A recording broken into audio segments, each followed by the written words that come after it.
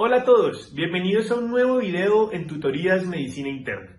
Mi nombre es Santiago Zambracos. En el día de hoy, junto a Andy, fundador de Tutorías Medicina Interna, preparamos para ustedes un nuevo video acerca de un tema que debe ser competencia de cualquier médico, no solo ginecólogos, no solo internistas. El día de hoy traemos para ustedes trastornos hipertensivos del embarazo. Los invito a todos a seguirme en mi canal personal dedicado a revisiones acerca de temáticas médicas Tiagomed, que lo dejaré en pantalla. No siendo más, comencemos. Entonces comencemos hablando del tema que nos atañe el día de hoy, trastornos hipertensivos del embarazo. Los trastornos hipertensivos del embarazo son un grupo de condiciones que todas tienen en común la siguiente definición. Grupo de trastornos en mujeres embarazadas que tienen cifras tensionales sostenidas de tensión sistólica por encima de 140 milímetros de mercurio y o tensiones arteriales diastólicas mayores a 90 milímetros de mercurio en 2 tomas con 4 horas de diferencia. Cada una de las partes de esta definición es vital, porque si no se cumple, no se puede hacer diagnóstico de trastorno hipertensivo del embarazo. ¿Y cuáles son los trastornos hipertensivos del embarazo? En esencia son 4. La hipertensión gestacional, el espectro de preeclampsia, eclampsia y síndrome de HELLP, la hipertensión crónica preexistente y la hipertensión crónica con preeclampsia superpuesta. Entonces resaltemos cuáles son las diferencias entre cada uno de ellos. Entonces, para definir los trastornos hipertensivos del embarazo, vamos a usar 2 variables fundamentales. La primera, la semana del embarazo en la cual aparece el trastorno, y la segunda, si existe o no existe un daño de órgano blanco. Entonces, para el caso de la hipertensión gestacional, es aquella hipertensión que se presenta después de la semana 20, pero que no tiene ni proteinuria ni daño de órgano blanco. Mientras que la preeclampsia es aquella hipertensión que, si bien va por encima de la semana 20, debe cumplir al menos con alguna de las siguientes: proteinuria, trombocitopenia, disfunción hepática, insuficiencia renal crónica, edema pulmonar y edema cerebral o alteraciones visuales, que si nos damos cuenta, finalmente las 5 últimas nos terminan hablando de daño de órgano blanco. Y por debajo de la semana 20 vamos a tener entonces a la hipertensión crónica y al trastorno de hipertensión crónica con preeclampsia superpuesta. Entonces, la hipertensión crónica no es más que la hipertensión arterial antes del embarazo o antes de la semana 20. ¿Por qué? Porque solo hasta la semana 20 se presentan los cambios fisiopatológicos del embarazo que podrían explicar una hipertensión secundaria a él. Antes de esta semana, debemos asumir que es una hipertensión que ya tenía la paciente de base. Y respecto a la preeclampsia más hipertensión arterial crónica, es aquella paciente que ya tenía una historia de hipertensión arterial crónica previa y que después de las 20 semanas desarrolla una hipertensión que es resistente al manejo que tenía, una nueva aparición o un aumento de la proteinuria o un daño evidente de órgano blanco. Entonces es así como logramos diferenciar estas 4. Hace un momento hablábamos que con la preeclampsia venían también otros 2 trastornos subyacentes que son la eclampsia y el síndrome de HELLP. Por lo general, ambos suelen ser complicaciones de la preeclampsia, no estrictamente, pero por lo general así es. Entonces, a medida que estemos hablando de la preeclampsia, daremos un pequeño espacio para hablar de cada uno de ellos. Hablemos de algunos datos que merecen resaltarse acerca de la epidemiología. En este caso me referiré a la epidemiología local, la epidemiología colombiana. No debe estar muy lejos de lo que ocurre en el resto de países en Latinoamérica, pero si bien, ¿qué sabemos en nuestro país? Que alrededor del 82.8% de las muertes maternas en Colombia se pueden intervenir y que de esas muertes maternas en Colombia, la primera causa de bimortalidad materna en nuestro país son los trastornos hipertensivos del embarazo. Afectan casi el 5 al 10% de todos los embarazos existentes en la población colombiana y la preeclampsia aumenta en un 35% la mortalidad perinatal. Entonces, teniendo en cuenta esta morbimortalidad y pensando que lo podemos intervenir, es vital que un médico domine esta temática. ¿Qué es lo que hemos evidenciado que sean los errores en la atención de la mujer con trastornos hipertensivos del embarazo? Lo primero, una calidad deficiente de la atención lo hemos visto casi en el 60% de los casos. Un manejo inadecuado de la sospecha. ¿Por qué? Porque no conocemos la definición, no conocemos las manifestaciones clínicas, no tenemos claro cómo hacer el diagnóstico, ni sabemos cómo dar adecuadamente el tratamiento. Y es por eso que el diagnóstico termina haciéndose muy tarde, llevando a que hasta 2 de cada 10 mujeres no reciban el diagnóstico de forma oportuna. Hemos visto también que casi 1 de cada 10 reciben sulfato de magnesio de forma inoportuna, o no lo reciben cuando debe ser, o se los administran muy tempranamente, llevando a las posibles complicaciones del sulfato de magnesio. Eso nos lleva a dosis y tiempo de sulfato no recomendadas. Y por último, un mal uso de la terapia antihipertensiva. Entonces, todos estos errores son solucionables. Lo único que requieren es entender por qué se produce la enfermedad, cómo se produce la enfermedad, cómo yo puedo reconocerla y cómo debo tratarla, que es el objetivo de esta charla. Y si bien los datos de la epidemiología local respaldan la importancia de este trastorno, pues junto a la hemorragia obstétrica y la sepsis relacionada con el embarazo, representan las 3 causas de mortalidad materna más importantes en Colombia. Teniendo el problema ya en mente, comencemos a saber acerca de él. ¿Qué factores de riesgo hacen susceptible a una gestante de desarrollar un trastorno hipertensivo del embarazo? El primero y más importante, el síndrome antifosfolípido, con un OR del 9.7. Si bien aún no hemos empezado a hablar de la fisiopatología de la preeclampsia, en el síndrome antifosfolípido se producen unos anticuerpos que hacen que los trofoblastos no puedan invadir ni la decidua ni el miometrio para lograr la remodelación de las arterias espirales. En un momento, cuando estemos hablando de la fisiopatología, entenderemos cuál es la relación de este síndrome con el desarrollo de la preeclampsia. A su vez, hay otros factores de riesgo como la enfermedad renal, la historia de preeclampsia, el lupus eritematoso sistémico con una fisiopatología similar al síndrome antifosfolípido, la nuliparidad, la hipertensión crónica, la diabetes mellitus, vivir en grandes alturas, haber tenido múltiples gestaciones, que exista un historial familiar de enfermedad cerebrovascular, que la paciente sea obesa y finalmente que en la familia haya existido algún historial de preeclampsia. Entonces, ya conociendo los factores de riesgo, vale la pena saber si este riesgo es estratificable y a su vez si existen estrategias para prevenir el desarrollo del trastorno en estas personas que tengan un alto riesgo. Entonces, ¿a quiénes llamaremos de alto riesgo? Aquellos que tengan un historial de preeclampsia, que tengan hipertensión crónica, que tengan diabetes mellitus, ya sea 1 o 2, que tengan enfermedad renal crónica o que tengan una enfermedad autoinmune, siendo enfáticos principalmente en el síndrome antifosfolípido y el lupus eritematoso sistémico. Ya pasaremos a tener aquellos que tienen un riesgo moderado, que son aquellas nulíparas con un embarazo múltiple, que sean obesas, que tengan una edad mayor a 40 años y que tengan una restricción del crecimiento intrauterino o algún evento adverso durante un embarazo previo. Aquellas gestantes que hayan tenido un parto previo a término que no ha desarrollado complicaciones, es aquellas a las que llamaremos como bajo riesgo. En caso de existir un alto o moderado riesgo, vamos a tener en cuenta las siguientes consideraciones. En el caso de las de riesgo alto, si tienen al menos un factor de riesgo, yo voy a iniciar 75 a 100 miligramos de aspirina todos los días desde la semana 12 de gestación hasta el día del parto. Mientras que si es una gestante con un riesgo moderado, si tiene 2 o más factores de riesgo, será el criterio para hacer uso de esta terapia profiláctica.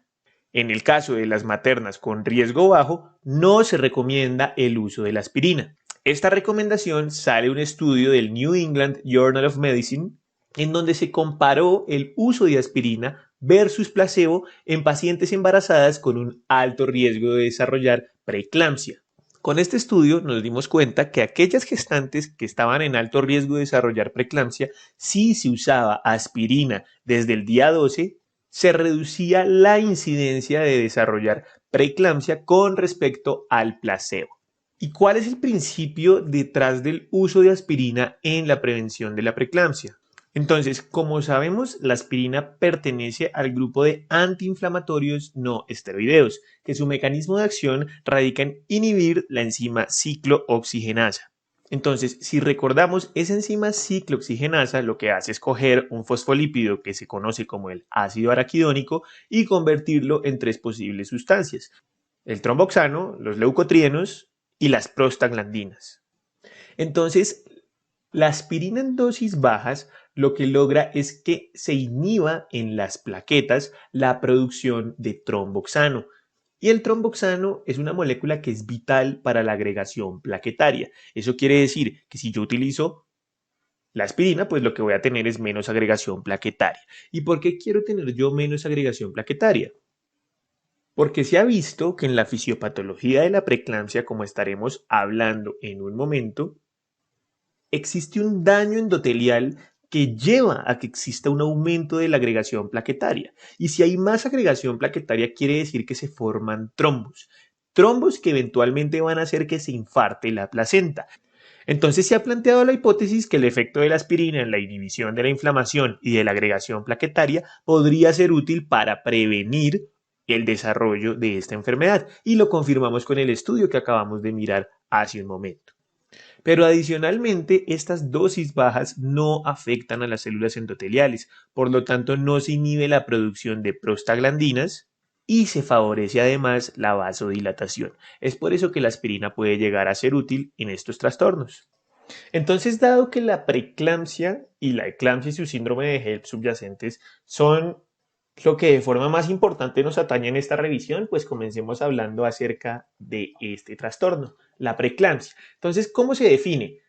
Como aquel trastorno hipertensivo del embarazo que aparece después de la semana 20, que se caracteriza por cifras de tensión arterial mayores a 140/90 en dos tomas diferentes con una diferencia de 4 horas, y que adicionalmente debe existir o proteinuria de nueva aparición o disfunción de algún órgano blanco, llámese trombocitopenia, disfunción hepática, insuficiencia renal crónica, edema pulmonar o cefalea refractaria no explicada por otras etiologías, edema cerebral o alteraciones visuales, siendo el sistema nervioso el órgano blanco.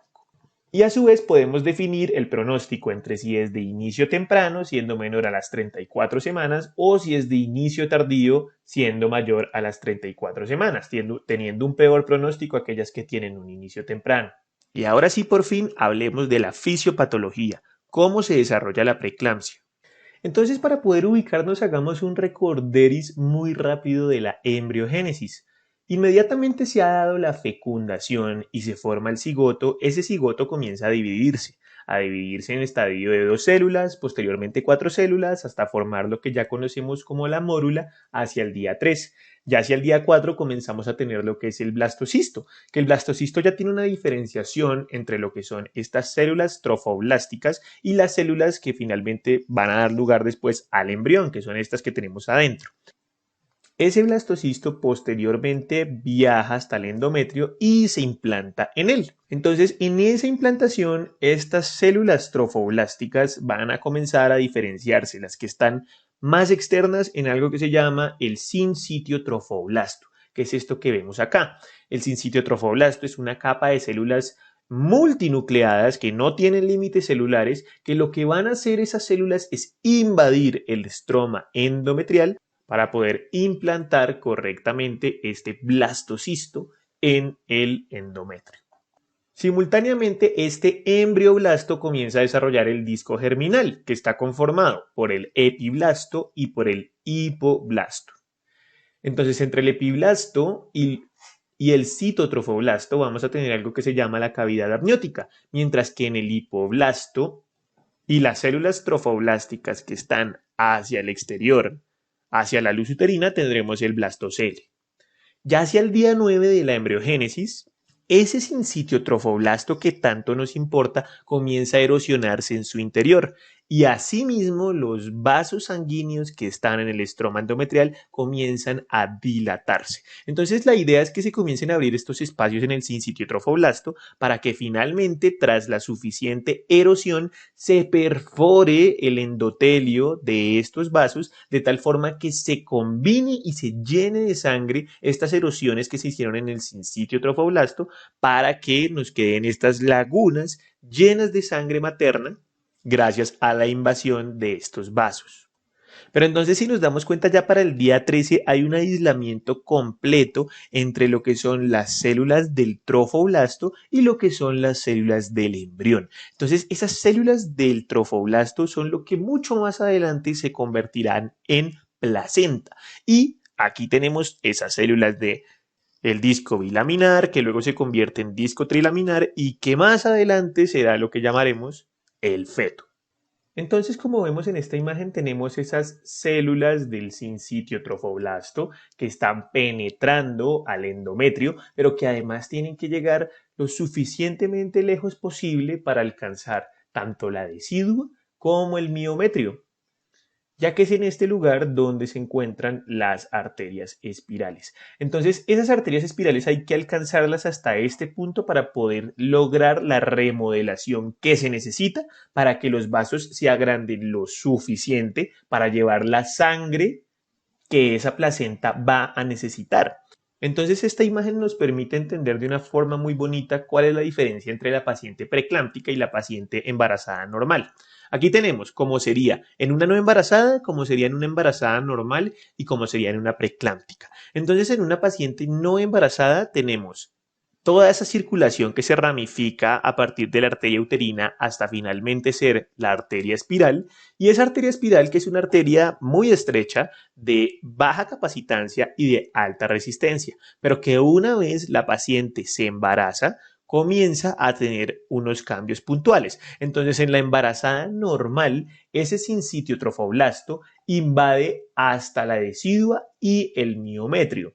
Y una vez hace esa invasión, logra que estos vasos se dilaten lo suficiente para convertirse en vasos de alta capacitancia y de muy baja resistencia. El problema es que en la preeclampsia la invasión no llega lo suficientemente lejos como para generar una remodelación adecuada de las arterias espirales, y estas no se remodelan lo suficiente para tener la capacitancia que la placenta necesita. Entonces el flujo de sangre que pasa a través de estos vasos es menor que el que esperaríamos que tuviera una embarazada normal. ¿Eso en qué se traduce? En menor perfusión placentaria. Entonces tenemos finalmente que una serie de factores de riesgos, ya sean adquiridos, llámese diabetes, llámese hipertensión arterial crónica, llámese enfermedad renal, factores de riesgo genéticos e inmunes, llámese síndrome antifosfolípido, llámese lupus eritematoso sistémico, que nos van a llevar a que haya una inadecuada invasión trofoblástica y que no se dé como esperamos la remodelación de las arterias espirales. Luego va a haber una menor perfusión útero-placentaria y esa placenta pues va a entrar en hipoxia. Entonces, una vez esa placenta entra en hipoxia, comienza a secretar una serie de citoquinas que lo que van a buscar es tratar de ayudarle para que haya más perfusión. Entonces, ¿qué dice el cuerpo de la madre? Vamos a aumentar el eje renina-angiotensina-aldosterona para así retener mayor volumen de sangre y de esta forma tener un mayor aporte. Asimismo, vamos a aumentar la sensibilidad de la angiotensina 2 para favorecer este mismo proceso. El problema es que esto se va a traducir en mayor volumen de agua corporal, luego hipertensión. Y no contentos con esto, la hipoxia placentaria lleva a que se liberen una serie de proteínas proinflamatorias, como estas que vemos acá, que van a viajar a lo largo de toda la circulación materna, generando tanto daño endotelial como daño orgánico. Estos factores proinflamatorios son capaces de generar áreas locales de vasoespasmo.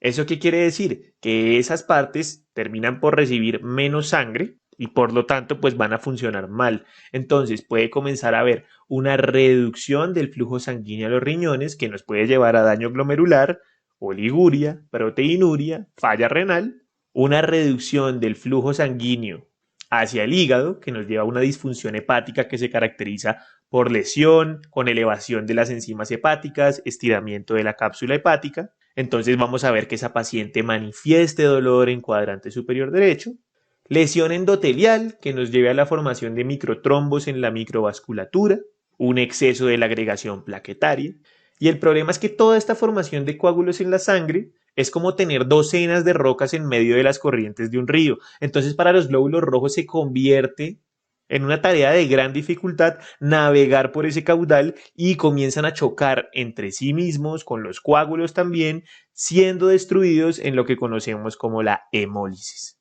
Trombocitopenia, porque se comienzan a gastar las plaquetas en ese proceso de agregación plaquetaria tras la disfunción endotelial. Y ese aumento del volumen de agua corporal, ayudado por la disfunción endotelial, puede llevar a su vez a edema pulmonar y cardiomiopatía. Ahora, esa misma lesión endotelial va a aumentar la permeabilidad vascular y ese aumento de la permeabilidad vascular sumado a un mayor volumen de agua, precisamente por el aumento del eje renina-angiotensina-aldosterona, va a llevar a que se extravase una gran cantidad de fluidos a los tejidos cercanos. Entonces vamos a tener edemas generalizados en piernas, cara, manos, edema pulmonar que puede estar acompañado de tos y dificultad respiratoria, edema cerebral que puede causar cefalea, convulsiones, entre otras complicaciones. Y sería esta forma a partir de la cual podemos entender la patogénesis de la preeclampsia y cómo nos puede llevar a las complicaciones que hemos descrito. Ahora que ya hemos entendido la fisiopatología, las manifestaciones clínicas pues van a ser mucho más lógicas de entender. Entonces, dolor en epigastrio o hipocondrio derecho. Como dijimos hace un momento, la inflamación de la cápsula hepática y la hipertransaminemia son las responsables de ese dolor en el hipocondrio derecho. La cefalea intensa refractaria a la analgesia. El mismo vasoespasmo que se está generando por la disfunción endotelial son lo que nos lleva a esta cefalea. El edema periférico y facial, la extravasación por el daño endotelial y por el aumento del volumen de agua corporal son los responsables del edema a lo largo de todo el cuerpo. Las náuseas y los vómitos. La dificultad para respirar, muy probablemente por la extravasación de líquido hacia la luz alveolar, que hace mucho más difícil para la paciente respirar, astenia y adinamia, oliguria, precisamente por el daño que generan los factores proinflamatorios en el glomérulo, y las manifestaciones en sistema nervioso central, como lo pueden ser el clonus. Entonces aquí vemos un pequeño video de cómo se manifestaría ese clonus en la paciente gestante. Al sacarle el reflejo patelar, obtenemos este resultado. Otras manifestaciones que podemos observar en el sistema nervioso central por el vasoespasmo son las alteraciones en la visión, como la visión borrosa, los escotomas y los fosfenos. Todos ellos ocurren por el vasoespasmo de las arterias retinianas. Y entonces una vez nos llega esta materna con estas manifestaciones clínicas que acabamos de describir, nosotros le tomamos la tensión arterial. ¿Cómo lo debemos hacer? Primero, la gestante debe estar sentada al menos 5 minutos antes de la medición. Debemos usar un brazalete adecuado para el brazo. Es muy frecuente que estas pacientes sean obesas y requiramos un brazalete más grande. Debemos palpar la arteria braquial e insuflar 20 milímetros de mercurio por encima del valor en el que ya no logremos palpar ese pulso. También lo podríamos hacer en la radial. Desinflamos lentamente a 2 milímetros de mercurio por segundo el brazalete y el primer ruido que escuchemos con nuestro fonendoscopio va a ser la tensión arterial sistólica, mientras que el quinto ruido va a ser la tensión arterial diastólica. Algunos dicen que también puede ser el último ruido. Y así tendremos nuestra cifra tensional. ¿Cómo vamos a abordar a esa paciente preclántica? Recordemos que preclántica es aquella que tiene tensiones por encima de 140-90 en 2 tomas diferenciadas por al menos 4 horas. ¿Cómo lo abordamos? Le vamos a pedir un perfil toxémico. ¿Y qué es el perfil toxémico? Estos exámenes que vemos acá. Cuadro hemático, proteinuria, BUN, LDH, función hepática y creatinina. ¿Qué queremos ver aquí? Si está existiendo o no algún daño de órgano blanco y si existe proteinuria, porque hasta el momento lo único que tenemos es una materna con hipertensión y con manifestaciones clínicas. Si está después de la semana 20 y tiene o proteinuria o daño de órgano blanco, es que vamos a poder diagnosticar o no que exista la preeclampsia. Entonces, en el cuadro hemático, ¿qué nos importa encontrar? La trombocitopenia. Si tenemos plaquetas por debajo de 100.000, esto es a lo que describiremos como trombocitopenia. Proteinuria, que puede ser diagnosticada o por orina en 24 horas mayor a 300 miligramos en 24 horas, siendo el gol estándar, relación proteinuria-creatinuria mayor a 0.3 miligramos decilitro o la presencia de proteínas en trilla reactiva, siendo esto lo menos sensible y específico. El BUN, en caso de estar mayor de 18 a 20 miligramos decilitro, nos habla de órgano blanco riñón. LDH, más de 600 unidades internacionales litro. Función hepática, que tengamos una elevación de las transaminasas más de 2 veces el valor normal. Y elevación de la creatinina mayor de 1.1 miligramos decilitro o que exista una duplicación de la creatinina basal. Esto para pensar que exista daño de órgano blanco riñón. No olvide nunca indagar por los síntomas de vasoespasmo. evaluemos el bienestar fetal. ¿Cómo lo evaluamos? Con una ecografía fetal, calculándole el peso fetal esperado, haciéndole un perfil biofísico y una monitoría fetal correspondiente. No sea que el feto pueda estar en sufrimiento precisamente por los cambios, por la hipoperfusión que se genera con la fisiopatología de la preeclampsia. ¿Y qué otros paraclínicos podrían ser útiles? Una curva de glicemia, un ácido úrico sérico, un uroanálisis, unos tiempos de coagulación, PT y PTT. Ahora, para este momento ya debemos tener las variables necesarias para hacer o no un diagnóstico de preeclampsia. Una vez yo he hecho el diagnóstico de preeclampsia, yo debo pasar a preguntarme si esa paciente preeclámptica presenta cualquiera de las siguientes que pueda ponerle el nombre de preeclampsia con signos de severidad. Entonces, el primero de ellos es una crisis hipertensiva.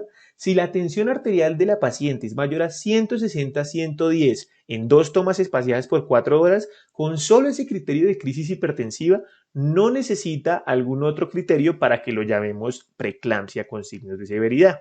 ¿Qué otras cosas? Que hayan signos de alarma acompañados del aumento de la tensión arterial, como cefalea, alteraciones visuales, epigastralgia, clonus o liguria. Disfunción orgánica cuantificada clínicamente, ya sea por la trombocitopenia, la hipercreatininemia, la hipertransaminemia o clínicamente por signos de edema pulmonar. Y el compromiso fetal que esté objetivizado por la restricción del crecimiento intrauterino. Digamos que este último se ha reevaluado dependiendo de la guía que se esté viendo, pero pues en algunas es considerado como un criterio de preeclampsia severa. Entonces, si nos damos cuenta, realmente la única preeclampsia no severa es aquella en la que nosotros al examen de la paciente encontremos hipertensión, pero no hayan ni manifestaciones clínicas ni hallazgos en el perfil toxémico que nos sugieran severidad. Si tienen cualquiera de ellos, pues ya pasamos a hablar de una preeclampsia con signos de severidad. Ahora, ya tengo yo mi paciente diagnosticada con preeclampsia y ya sé si es severa o no es severa. ¿Qué voy a hacer? ¿Cuál es el tratamiento ideal? Desembarazar. Pero la pregunta es, ¿desembarazamos a todas? No, hay unas condiciones puntuales. Número 1, aquella paciente con preeclampsia severa que adicionalmente o tiene un embarazo que ya tiene más de 34 semanas o tiene un embarazo que no es viable porque es menor de 24 semanas. Esa se desembaraza. Segundo, preeclampsia no severa con un embarazo de ya 37 semanas. Tercero, un estado fetal no satisfactorio. Y cuarto, aquella gestante en la que decidimos esperar, pero el manejo expectante no fue la estrategia apropiada, desarrolló disfunción orgánica y por lo tanto debe proceder a ser desembarazada. Si no llega a cumplir alguna de estas condiciones, lo que nosotros debemos hacer es un manejo expectante hasta la semana 37 y ahí sí desembarazar, tratando de llevar a ese feto al mayor desarrollo posible, en la medida en que no comprometa la vida de la madre, en cuyo caso tendríamos que desembarazar. Y luego debemos decidir cómo lo vamos a desembarazar, a través de una cesárea o a través de un parto vaginal. Entonces, ¿cuáles son las indicaciones de cesárea? Las siguientes. Primero, preeclampsia severa. Segundo, una preeclampsia no severa, pero que tiene un cuello desfavorable. Tercero, una evidencia de sufrimiento fetal, compromiso fetal severo. Cuarto, una sospecha de abrupcio placentario o un hematoma subcapsular hepático. En estos casos, la indicación sería cesárea. Si no cumple estas condiciones, debemos iniciar la inducción del parto con oxitocina o, en caso de que tengamos un Bishop menor de 6, madurar primero el cuello uterino. ¿Qué otras medidas debemos tomar en el tratamiento de la paciente con preeclampsia? Medidas generales: hospitalizar a la paciente, nada vía oral, líquidos endovenosos. Sin embargo, siendo muy estrictos de acuerdo al gasto urinario y la estabilidad hemodinámica de nuestra paciente, control apropiado de líquidos, sonda vesical asistoflo para la cuantificación de los mismos y la profilaxis tromboembólica. Esas serían las medidas generales que debemos tener en cuenta.